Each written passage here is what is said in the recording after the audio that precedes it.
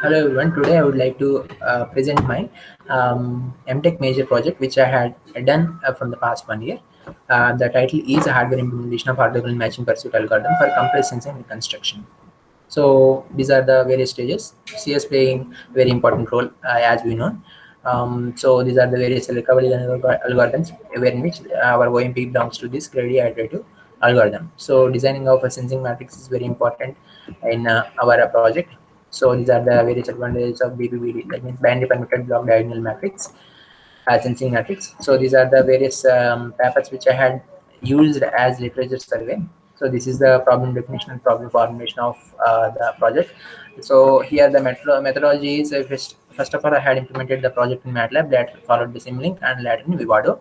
So these are the various steps had used in performing the simulations in Vivado. So these are the two models which I had implemented, sensing matrix. By considering the overview of OMP algorithm is like this, follows like this, the inversion followed by the discrete Poisson transform. Here we had used the 1D DCT. So for image usually we need 2D DCT, but for decreasing the computational complexity we had converted the 2D DCT to 1D DCT by following this design strategy. So after that, we had used inverse DCT to reconstruct the image. So these are the various outputs which I had obtained. This is the output case for strictly sparse signal, that means without noise. This is the case with noise by considering the input with noise. So this is the output which I had taken. That means the input which I had given and the output generated in the case where the sparsifying matrix is given as identity matrix, and this is the Simulink model for array of inputs, and this is the model for the input of combination of signals. This is the input for the image.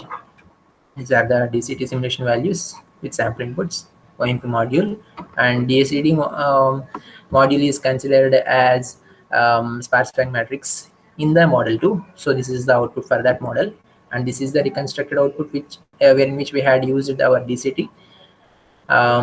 So this is the RTL schematic of our OMP module. This is the schematic of the implementation step. And these are the power and utilization summary of our overall project.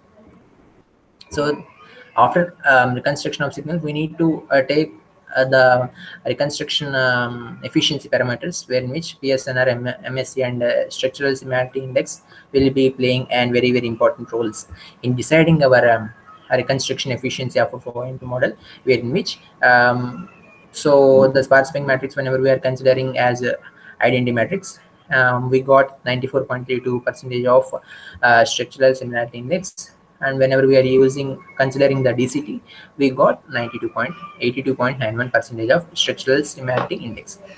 So this is the output in the case of first case, where in which we had used the sparsifying matrix as an identity matrix, and without using the frequency divider circuit from the perception of our human eye, by observing the output at 100 megahertz clock frequency, the output will be continuously on.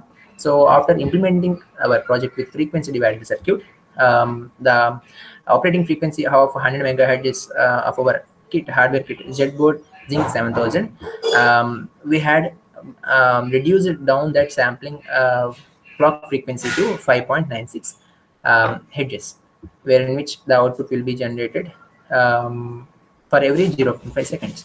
So these are the various challenges which I had faced to obtain the result for our project.